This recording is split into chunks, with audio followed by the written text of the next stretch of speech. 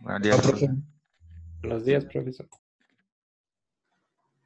El día de hoy continuamos con nuestro tema de las pruebas de hipótesis para experimentos tipo 1 a la 1. La vez pasada vimos un ejemplo relativamente sencillo tomado del libro de Navidi. Vamos a dividir nuestra clase el día de hoy en dos secciones. La primera sección es un ejemplo realista acerca de la aplicación de pruebas de hipótesis para evaluar datos de una muestra cualquiera. Y luego vamos a hacer una tarea del libro de Navidi precisamente. Entonces empezamos con el análisis de datos a través de lo que denominamos pruebas de hipótesis. Aquí, esta es la clase que va a quedar en YouTube, al menos la primera hora, porque la segunda es actividad por parte de ustedes. Entonces, aquí tenemos un conjunto de datos que corresponden a la viscosidad de un destilado liviano. Creo que este es el mismo conjunto. Bueno, de este conjunto hablé en el video tutorial que subí hoy de Excel sobre cómo hacer un intervalo de confianza con Excel.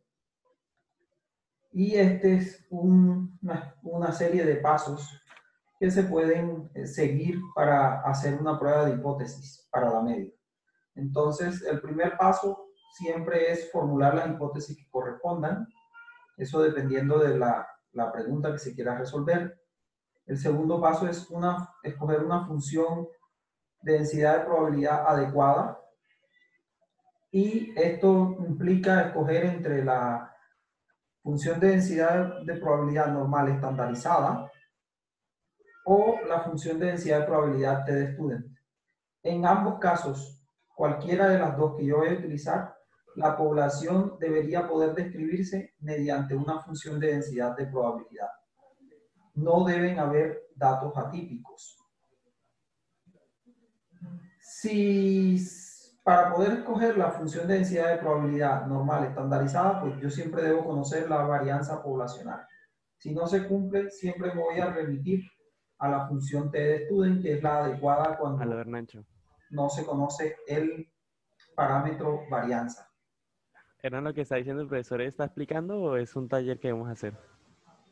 Esto es una tarea. Este es un ejercicio ejemplo.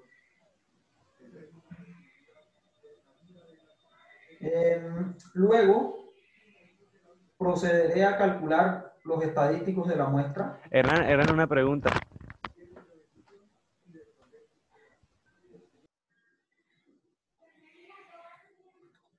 Calcular los estadísticos de la muestra que correspondan. Calcular el error estándar de acuerdo con la distribución que yo escoja. Si tengo la distribución normal estandarizada, esto quiere decir que voy a dividir la desviación estándar poblacional sobre raíz de n, pero si este de student, caso en el que desconozco la varianza poblacional, utilizo el estadístico varianza muestral. Luego voy a calcular un z experimental o un t experimental, dependiendo de cuál función escogí. Paso seguido, con ese t experimental o z experimental, deberé calcular un valor p asociado a cualquiera de los dos estadísticos de prueba.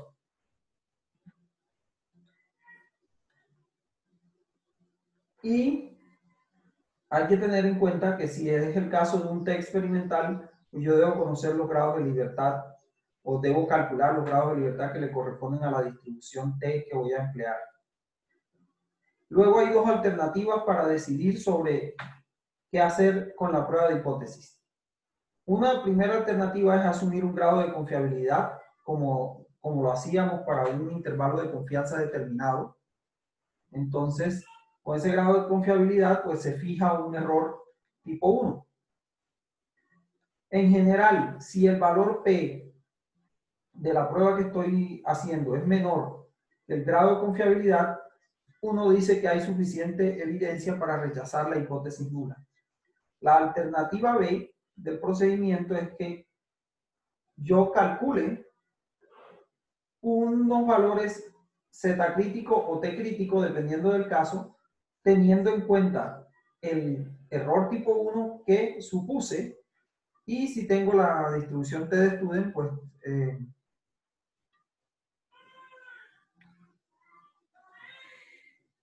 y si tengo la distribución T de Student, entonces utilizo también o debo emplear los grados de libertad que correspondan.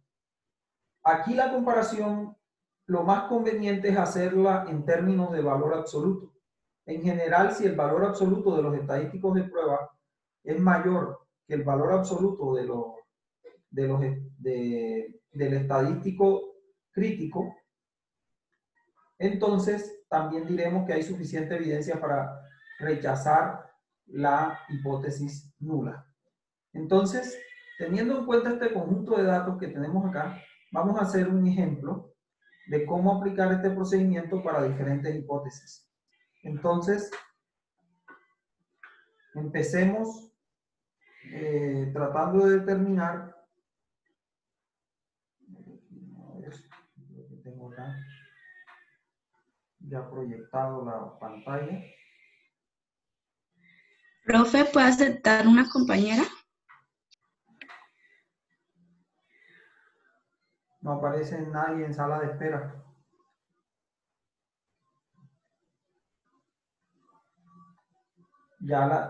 Seguro que ya la acepté.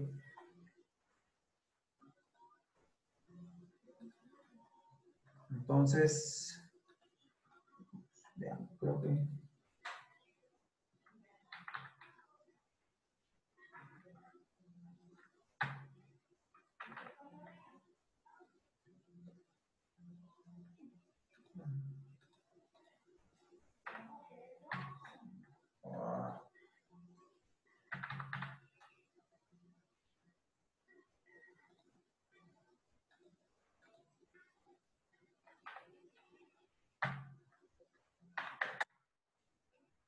Entonces, vamos a hacer el siguiente análisis. Determine si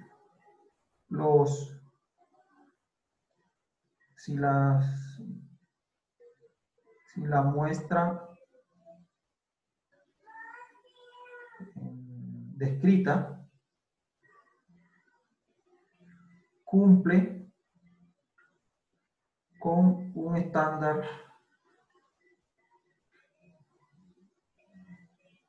de calidad de la viscosidad del destilado medio, un estándar de calidad para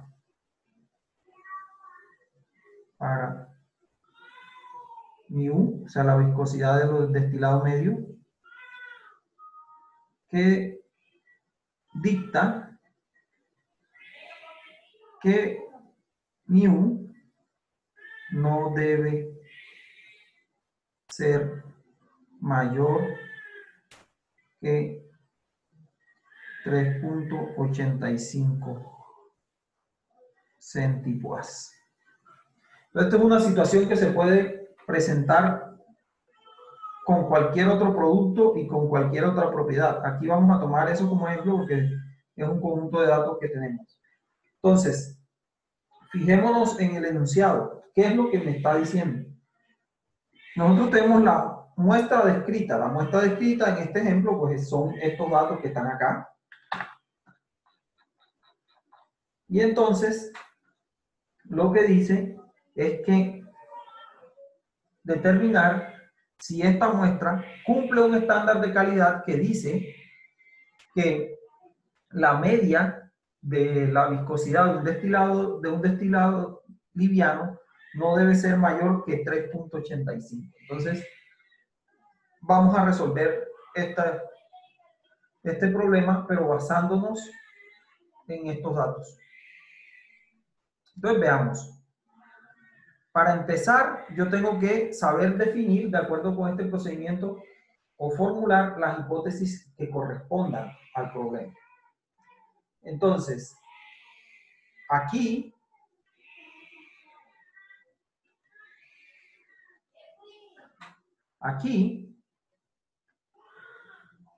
normalmente el estándar que debe, cuando se habla de estándares, entonces en el cumplimiento de estándares se asume que todo está bien cuando yo cumplo el estándar. Es decir, que voy a tomar como si el cumplimiento del estándar fuese la hipótesis nula. Por lo tanto, la hipótesis nula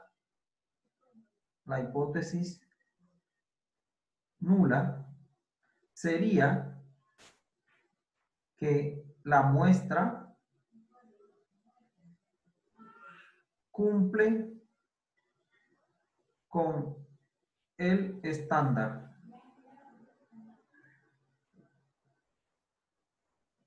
Y la alternativa es lo contrario, no cumple hipótesis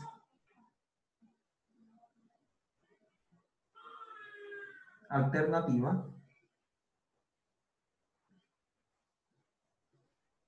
no se cumple con el estándar. Yo, para entender bien mi formulación, lo más conveniente es que empiece, de hecho, escribiendo las hipótesis, tal cual, en palabras. Ahora las traducimos al lenguaje matemático. Hay que identificar en el enunciado qué representa el estándar. Decimos que el estándar es que la viscosidad, una viscosidad de referencia, debe ser igual a 3,85 centipoise, que es la unidad típica en que se expresa la viscosidad. Por lo tanto, fíjense que este patrón de comparación realmente se asume que esa es la media de referencia que se tiene.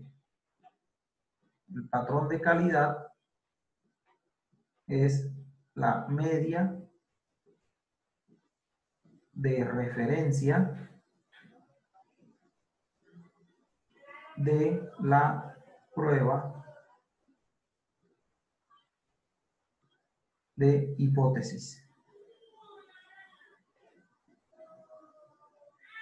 Entonces ya ahora sí, con esta identificación vamos a traducir el enunciado matemáticamente. Habíamos dicho que es la hipótesis nula ha de ser que la muestra cumple con el estándar.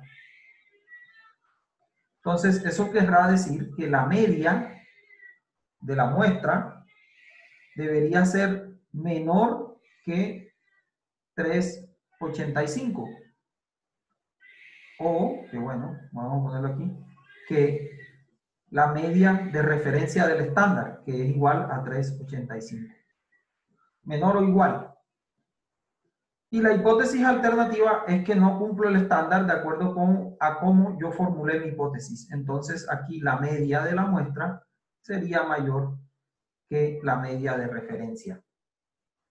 Entonces ya con esto yo hice la parte más difícil del problema en realidad, que es formularlo. Yo les quiero insistir en esto, muchachos, como ingenieros, como profesionales, siempre la parte más difícil de todo problema es realmente formularlo. Una vez que ustedes formulen, el resto es una cuestión mecánica. Pero aquí, pues ya hicimos esa parte que es formular. La segunda parte dice, ahora, escoger una función de densidad de probabilidad adecuada. Entonces, eso consiste en analizar si la población puede describirse mediante una función de densidad de probabilidad normal. Y lo segundo, que no deben haber datos atípicos. Ya yo aquí hice ese análisis, pues ya es algo que hemos hecho antes, entonces no es necesario volverlo a hacer cada vez. Aquí está la viscosidad ordenada de menor a mayor. Y este es el gráfico de normalidad que resulta. Aquí se pueden evidenciar las dos cosas que nos piden comprobar. Uno, ¿Es esto una línea, más o menos se parece a una línea recta, sí o no? Sí. Sí, lo suficientemente lineal. Por lo tanto, cumple el supuesto este de normalidad. Es decir, estos datos sí es adecuado analizarlos con una función de densidad de probabilidad normal. Y el segundo es que no hayan datos atípicos. Los datos atípicos en realidad sí se pueden ver en un gráfico de normalidad porque son datos que aparecen bastante alejados del resto. En este caso, nosotros tenemos algunos datos extremos, pero esos extremos no están relativamente lejos del resto de los datos. Pero para estar más seguro, pues uno hace un diagrama de caja y bigotes. Y si en el diagrama de caja y bigotes no hay atípico, pues está bien, no hay atípicos. Entonces con esto sabemos que efectivamente los datos que estamos tratando sí se pueden modelar con una función de densidad de probabilidad normal. Y por lo tanto, ahora lo que sigue es escoger si uso una función de densidad de probabilidad normal estandarizada o una t-de-Student. Para ello, el criterio es que si se conoce la varianza poblacional, pues entonces puedo usar la función de densidad de probabilidad normal estandarizada. Si no, tengo que usar t-de-Student. En el enunciado que se dio y en el conjunto de datos que se tiene, está la varianza poblacional.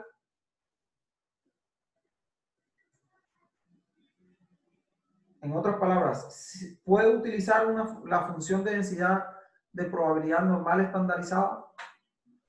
¿Sí o no?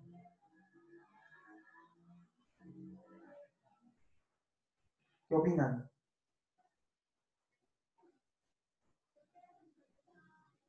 Profe, ¿se podía sacar a partir de la desviación estándar? No. Podría construir un intervalo de confianza, pero no puedo saber el valor como tal. Entonces, ¿no? Entonces toca utilizar t-de-Student. La muestra aquí es que es grande, n es mayor que 30, o sea, esto no es problemático. Lo siguiente es, ya para desarrollar la parte mecánica de la prueba de hipótesis, calcular el promedio, la desviación estándar y el número de datos de la muestra. Aquí ya eso está calculado, este es el promedio, la desviación estándar, el número de datos. Siguiente paso, calcular el error estándar. Como estoy utilizando t-de-Student, entonces el error estándar es simplemente la desviación estándar dividida por raíz de n. Entonces aquí me inventé una sigla que es ERES para el error estándar. Entonces, desviación estándar sobre raíz de n. Me pasó un... y escribí raíz de n. 112. Entonces, ese es el error estándar. Listo. Entonces, siguiente paso. Calcular t experimental. T experimental se calcula igualito que se calcula el valor t para construir un intervalo de confianza. Y es igual a el promedio menos el valor de la media de referencia, que en este caso es 3,85. Es la media de referencia, sobre el error estándar. Entonces, T experimental es igual a 11.15 aproximadamente. Siguiente paso, calcular el valor P para los valores que correspondan del estadístico de prueba. Pues voy a cambiar aquí para el estadístico de prueba.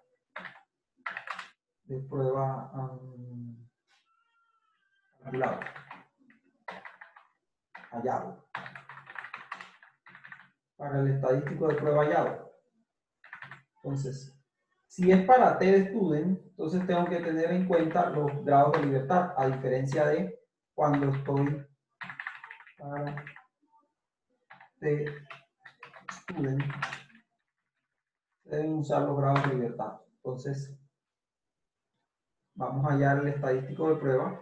Pero antes, aquí, el valor P, perdón, ya el estadístico T experimental ya lo hallé. Pero ahora yo tengo que definir valor P. Entonces, para saber cuál es el valor P, yo tengo que referirme a la prueba de hipótesis que estoy planteando. Entonces, veamos cuál es la prueba de hipótesis que se está planteando. Tenemos una prueba ¿de qué tipo? Habíamos hablado que teníamos 3 tipos de pruebas.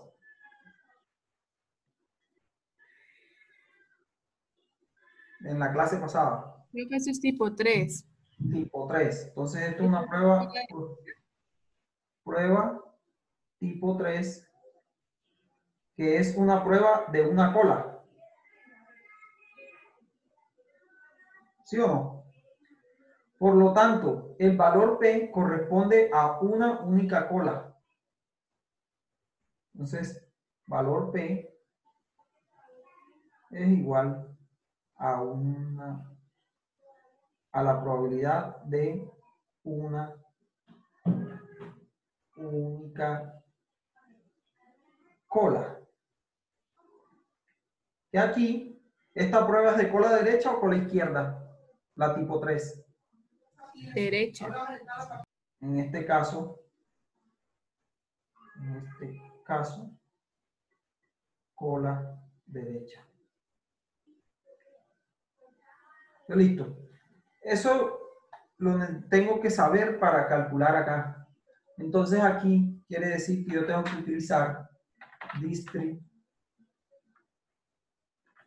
distr.t.cola derecha como función de Excel. Entonces, para ello tengo que dar el valor de t y los grados de libertad, que son 111. n-1. Entonces, con esto, mi valor P es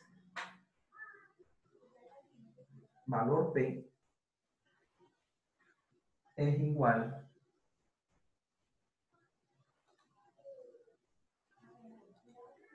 valor P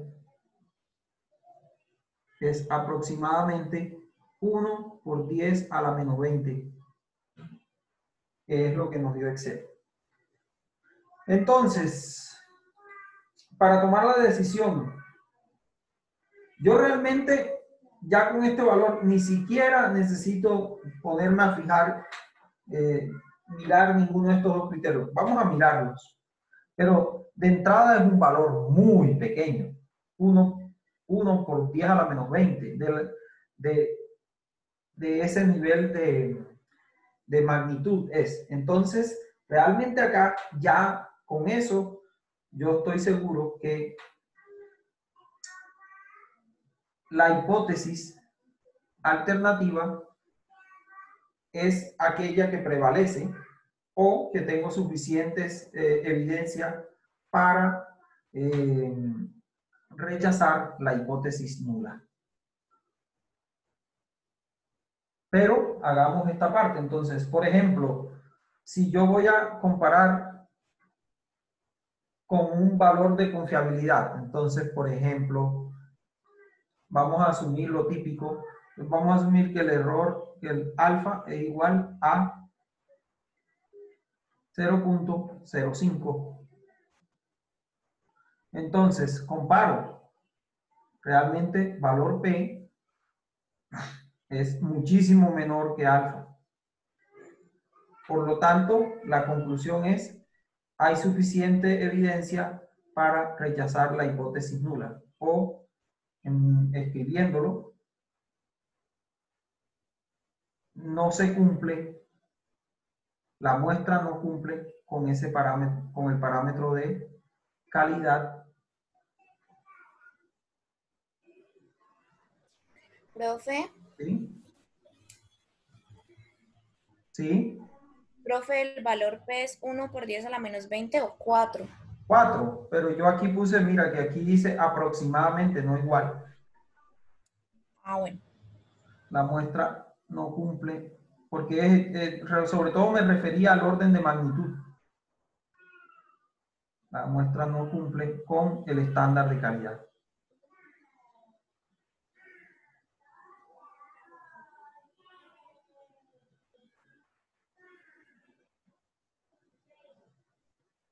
La otra manera de verlo, dice aquí, calcular un valor T crítico para el error tipo 1 supuesto con los grados de libertad que se tienen. Entonces, el error tipo 1 o alfa es 0,05. 0,05. Y entonces, y los grados de libertad son 111. Aquí tengo esto, voy a escribir crítico. Entonces aquí, y esto es con el valor absoluto, entonces voy a darle aquí absoluto. Absoluto. O creo que como es la cola derecha, entonces me va a dar la cola derecha. Listo, punto T. Es el inverso, ¿no? Inverso T. Bueno, aquí realmente me da la cola izquierda, por eso entonces sí voy a tener que sacarle el valor absoluto. La probabilidad es 0,05 y los grados de libertad son 111. Saquémosle el valor absoluto una vez. Listo. El valor absoluto es 1,1.65. 1.66. Siguiendo este criterio, tenemos que T experimental efectivamente es mayor que T crítico y la conclusión es la misma que haber utilizado el criterio 6A. Es decir, yo puedo utilizar el criterio 6A o el criterio 6B. Cualquiera de los dos va a llegar a la misma conclusión. Y eso resuelve entonces la prueba de hipótesis. Y resuelve la pregunta que se planteaba al principio del problema. El problema entonces decía, determine si la muestra descrita cumple con un estándar de calidad para la media, para la viscosidad, perdón, esta es la viscosidad, para la viscosidad, mu, que dicta que mu no debe ser mayor que 3.85 centipoise. Entonces, en resumen, planteamos las hipótesis, primero las escribimos con palabras porque es más fácil racionalizarlas así.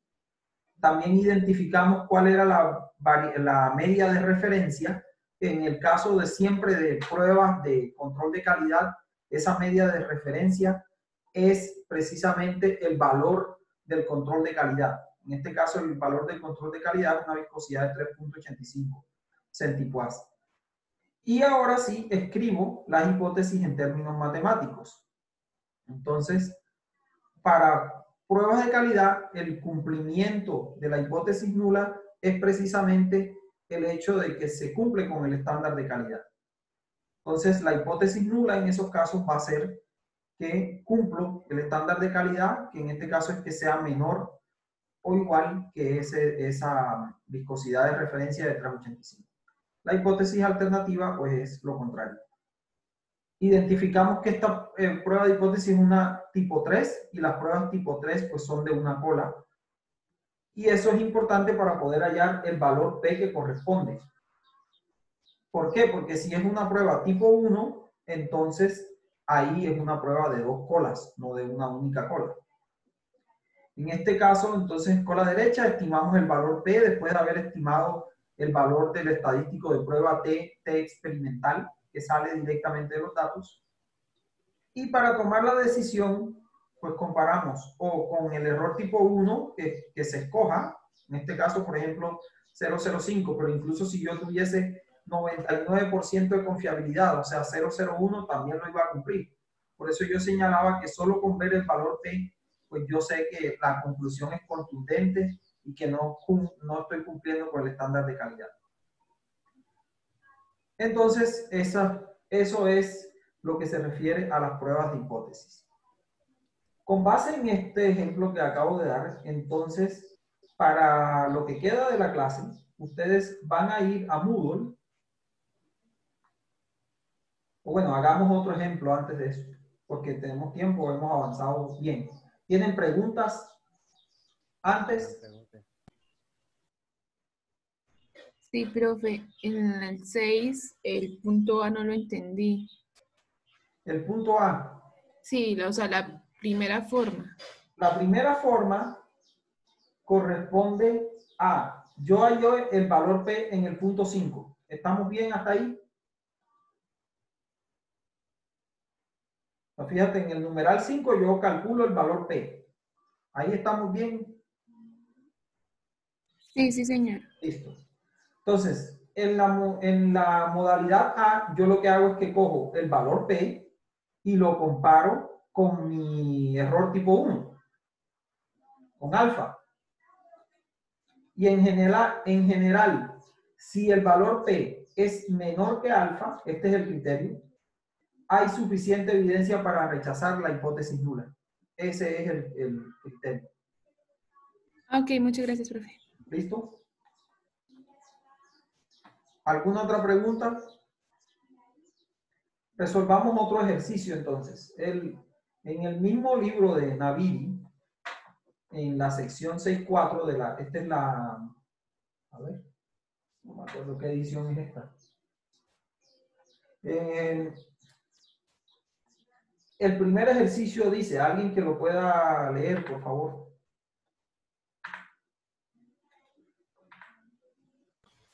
Yo, profe. Adelante, Lisette. Cada uno de los siguientes conjuntos de datos hipotéticos representan algunos de los pesos repetidos de un patrón estándar de peso del que se sabe que tiene una masa de 100 gramos. Suponga que las lecturas son una muestra aleatoria de una población que sigue una curva normal. Si es posible, realice una prueba T para saber si la balanza está calibrada adecuadamente. Si no es posible, explique por qué.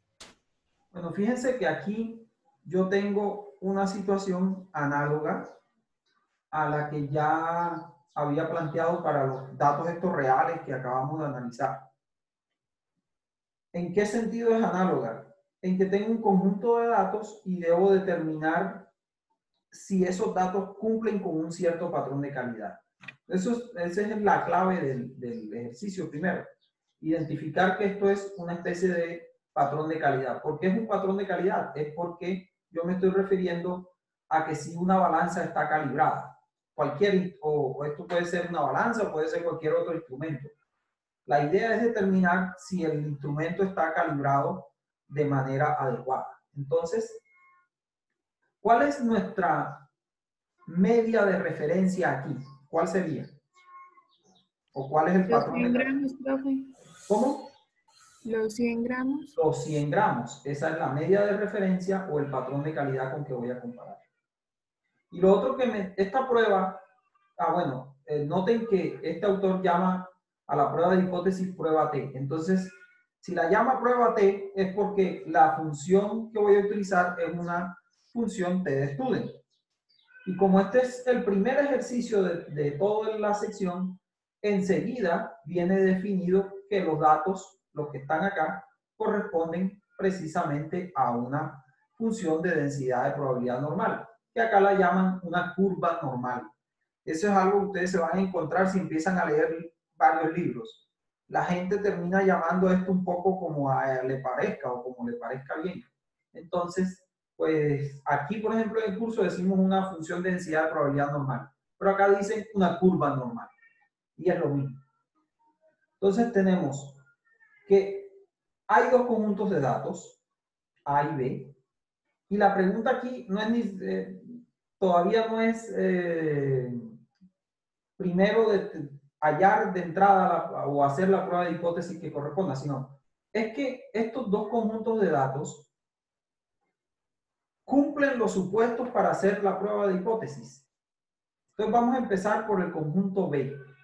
¿Qué podemos notar del conjunto de datos B?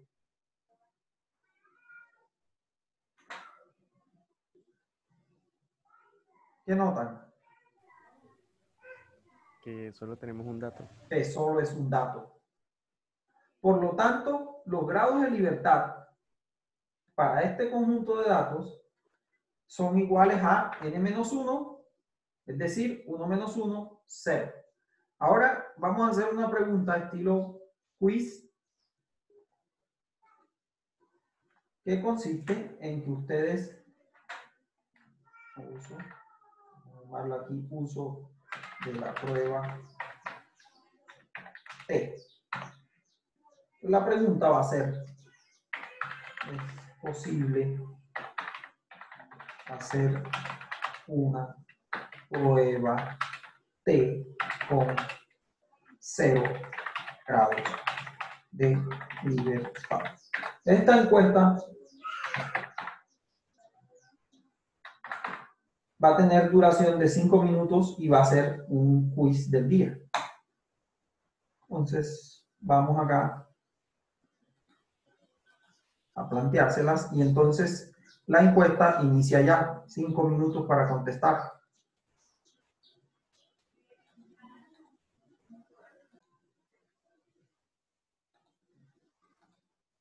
Entonces, como decía, aquí lo que me piden comprobar es si la balanza está calibrada. Eso, en otras palabras, consistirá en comprobar si la media del conjunto de datos que estoy midiendo es igual a el estándar que tiene la balanza para calibrarse. Y en este caso, ese estándar es de 100 gramos. Por lo tanto, yo voy a tomar como una media de referencia ese valor de 100. Entonces, si la hipótesis nula resulta que no hay suficiente evidencia para rechazarla, yo diré que la balanza está calibrada, efectivamente, porque la media será igual a la media de referencia. Si por el contrario la media de los datos que tengo es diferente de 100, diré que la balanza está descalibrada. Esta prueba de hipótesis entonces corresponde a una prueba tipo 1 o de 2 colas. Entonces, para desarrollarla, podemos hacerlo acá. Pero una pregunta. ¿Sí? Es que a mí me confunde un poco cuando, digamos, es una prueba de una cola, de 2 colas, o sea, cuando es de tipo 1, de tipo 2, de 3. Tú para eso simplemente refiérete a la formulación de las hipótesis a la formulación estandarizada. Las pruebas tipo 1 son de 2 colas y las otras son de mayor o menor. Eso es. No sé si eso está claro o todavía sigues confundido. No, sigo confundido. ¿Pero qué te confunde? Pues porque O sea, esto no tiene ninguna confusión. Esto es simplemente llamar a este conjunto de pruebas aquí tipo 1 y se acabó. cuando la hipótesis nula es igual a la media. A Entonces, ver.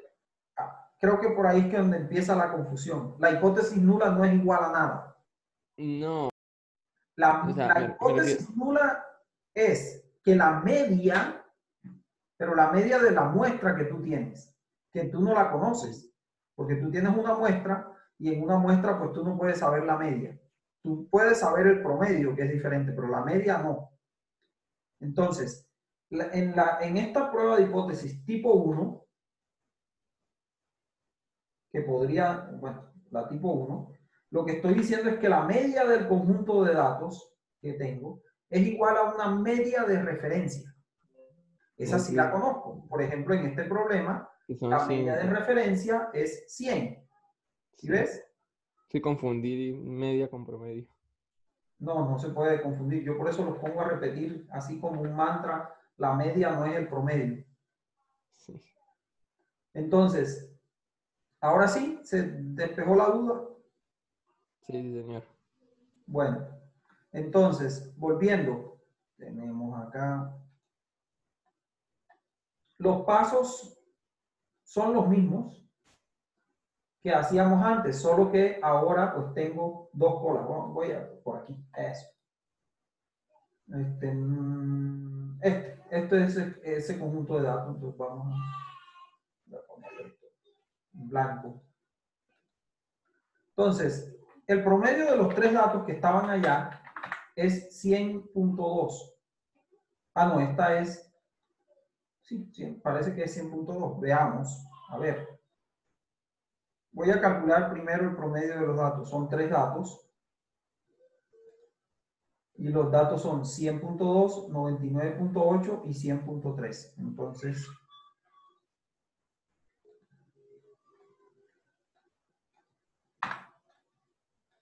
eso es.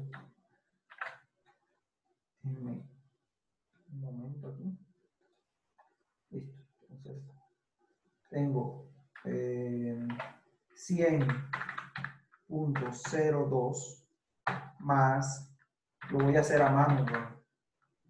Más 100.03 sobre 3. Ese es el promedio. Listo. 100.3. La desviación estándar, voy a calcularla, y entonces esa es, bueno, esta sí. Viene aquí a anotar esos datos, 100.02, 99.98, 100.03. Entonces, desviación estándar de la muestra, y la muestra son estos tres. Listo. Y voy a sacar promedio para ser consistente. Entonces, tengo promedio 100.01, desviación estándar 0.02 o 0.03 aproximadamente, y mi media de referencia o el estándar es 100. El estándar es 100. 100. Listo. Entonces, vamos a ver qué tenemos por acá. Vamos a calcular primero el valor T experimental. Para ello, voy a empezar calculando el valor del error estándar. Entonces, el error estándar es igual a la raíz, al valor de la desviación estándar sobre raíz de 3 porque tengo 3 datos. Entonces, este es el error estándar. Ahora sí calculo el T experimental. El T experimental es igual al promedio menos el valor del estándar o la media de referencia sobre el error estándar. Estaba mal. Promedio menos esto sobre el error estándar. Entonces tengo que el T experimental es 0,65. Si yo recuerdo bien que la distribución T de Student tiene una media en general de 0, yo sé que un valor muy cercano a 0 va a representar un valor P grande. Eso lo sé cuando estudié. Es decir, es una cuestión a la que se puede llegar a priori. Pero, sin embargo, pues uno lo calcula aquí para saber cuánto es el valor P correspondiente. Entonces, como es una prueba de dos colas, utilizamos la función de Excel que dice distri.t.2c, porque es para una prueba de dos colas. Y cuando utilizamos esto, debemos solamente dar el valor de T experimental y los grados de libertad. En este caso, pues son 3 datos, 3 menos 2, 1. Por lo tanto, el valor P es 0,60 aproximadamente, que es un valor P bastante grande. Entonces, nosotros de hecho habíamos dicho que cuando el valor P es grande, recuerden que aquí el máximo es 1. Por lo tanto, un valor P de 0,6 es un valor grande. Entonces, a priori, ya yo sé que no tengo suficiente evidencia para rechazar la hipótesis nula. En otras palabras, ya con ese valor solamente, sin ninguna comparación, yo sé que la balanza está bien calibrada. Pero hagamos todo el procedimiento típico. Entonces, una variante es definir un valor de error tipo 1. Y entonces en la modalidad A, yo tengo que el valor P es mayor que alfa, lo que implica que no hay suficiente evidencia para rechazar la hipótesis nula. Es decir, lo mismo que habíamos concluido solo con ver el valor P. La modalidad B es calcular un T crítico, entonces lo podemos calcular. Entonces, parece que se me... Profesor, disculpe, ¿qué significa ese ERES? Error estándar, es una abreviatura ahí que me inventé para no escribir error estándar. Y, profe, otra pregunta, ¿cuál es la fórmula del T experimental? Promedio menos media de referencia sobre error estándar. Es la misma que se utilizaba para hallar el intervalo de confianza, por eso es que estos temas son hermanos, pruebas de hipótesis e intervalos de confianza. Entonces, podemos calcular un T crítico. Profe, qué pena. ¿Sí?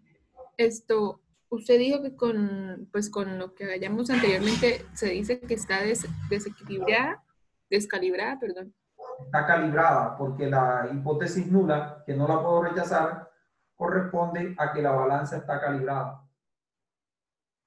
¿Por qué digo que la balanza está calibrada bajo la hipótesis nula? Porque la hipótesis nula lo que dice es que la media de estos datos es igual a la media de referencia. Y si el problema lo que me plantea es que yo utilizo un patrón de 100 gramos para la balanza y entonces esto tiene como media 100, pues entonces está funcionando bien. Ahora sí. Elisa. No, profe, qué pena, estoy algo confundida. O sea, se supone que se niega eso, entonces quedaría la otra, ¿no? Que sí está descalibrada. No. Estoy concluyendo que no puedo rechazarla. Ok. Ojalá. Ok, ya, sí, ya entiendo. No puedo rechazarla. Lo que pasa es que el lenguaje ahí se pone un poco truculento y hay que usarlo así es por cuestiones de rigurosidad estadística, por cuestiones de matemática. Entonces, matemáticamente yo no puedo decir que una de las dos hipótesis es verdadera. Lo que yo puedo decir desde el punto de vista matemático riguroso, formal, es que no tengo evidencia para rechazar la hipótesis nula. Entonces, por eso uso este lenguaje un poco técnico que puede generar alguna confusión, pero es cuestión de que ustedes se acostumbren. Yo siempre digo, entonces, o siempre diré que o no tengo evidencia para rechazar la hipótesis nula o que sí tengo evidencia para rechazarla. Una de las dos. Ahora sí.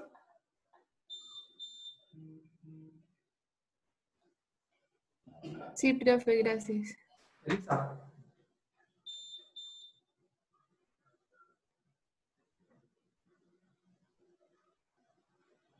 Momento.